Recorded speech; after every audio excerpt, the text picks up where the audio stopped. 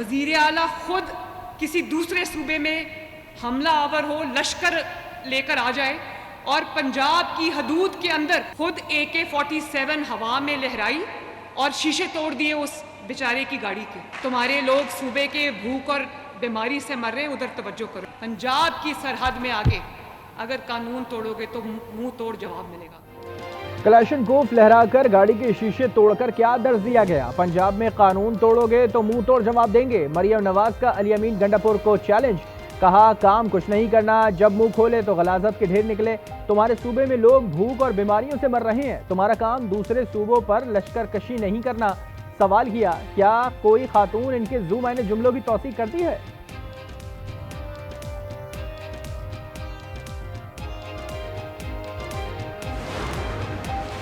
Election commission और PTI की मुतफरिक दरख्वास्तें कब दाखिल हुई? दरख्वास्तें जजेस कमेटी के सामने क्यों पेश की गईं? दरख्वास्तें समाअत के लिए कब मुकर्रर हुई? हुक्मनामा जारी करने के लिए वक्त मुकर्रर क्यों ना किया गया? हुक्मनामा वेबसाइट पर कैसे अपलोड हुआ? अपलोड करने का हुक्म किसने दिया? जराये के मुताबिक वजाहती हुक्म पर रजिस्ट्रार सुप्रीम कोर्ट ने report chief justice of Pakistan को भिजवा दी।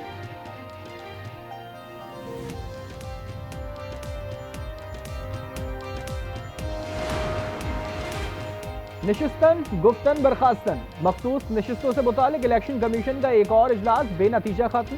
इजलास में सुप्रीम कोर्ट के फैसले पर अमल दरामद पर गौर किया गया। कल फिर इजलास होगा।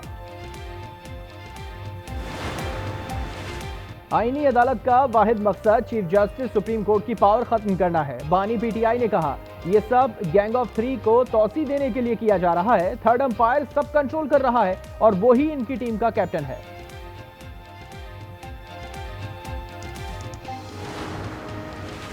लाहौर हाईकोर्ट में प्रैक्टिस एंड प्रोसीजर ऑर्डिनेंस के खिलाफ दर्ज दरख्वास्त पर फैसला महफूज।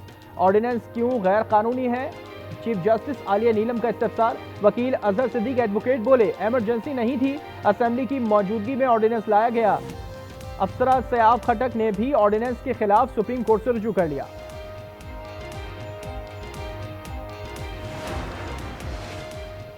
अदलिया के निजाम में खराबियों को दूर करना है, इसके लिए वकला को काम करना होगा। सदर ANP एमल वली खान कहते हैं कि यहां दादा के केस का फैसला पोते के सामने आता है। भुट्टो को फांसी देने वाले माफी मांगे। हुकूमत का नॉन फाइलर्स की कैटेगरी खत्म करने का फैसला। जायदादें खरीद सकेंगे, ना ही बैंक अकाउंट खोलेगा। बैनुल अक़वामी सफर भी ख्वाब बन जाएगा। जरा के मुताबिक FBI ने वजीर आजम से मंजूरी ले ली, ऑर्डिनेंस जारी किया जाएगा।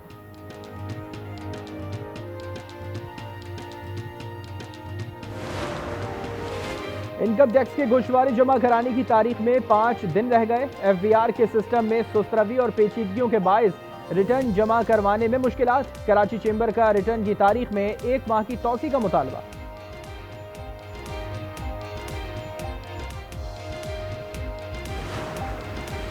IMF एग्जीक्यूटिव बोर्ड का इजलास आज होगा। पाकिस्तान के लिए $7 अरब कर्ज के मामले का जायजा लिया जाएगा। बोर्ड की मंजूरी से कर्ज की इकसात मिलना शुरू हो जाएंगी।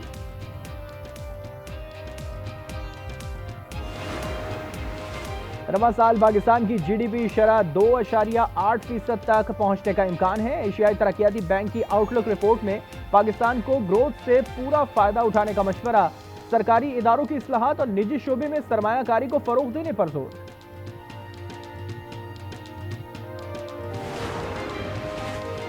बिजली महंगी होने की वजह हिकमत अमली का फुकदान है। वजीर तवानाई उवैस लगारी कहते हैं, सर्कुलर डेट और बुलंद शरह सूद का बोझ सार्फिन पर पड़ रहा है। IPPs के हवाले से तहफ़्फ़ुज़ात हैं। रवा साल 10 पावर कंपनीज की निष्कारी हो जाएगी।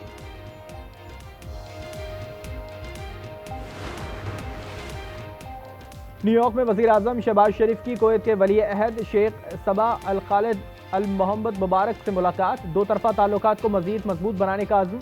वज़ीर आज़म का SIFC के तहत सरमायाकारी बढ़ाने की ख्वाहिश का इज़हार।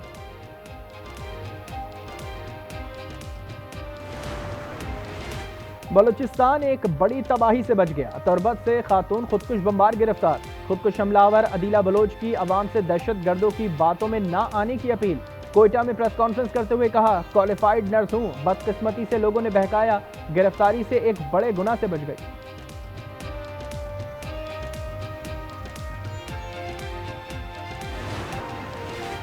वजीराबाद में बाप ने 13 साल बेटी को डंडे मारकर कत्ल कर दिया, मुलजिम गिरफ्तार।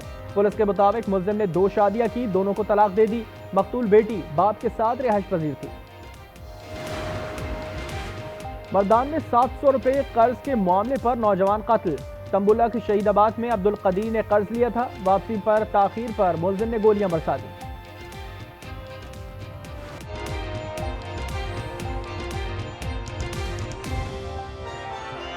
मैं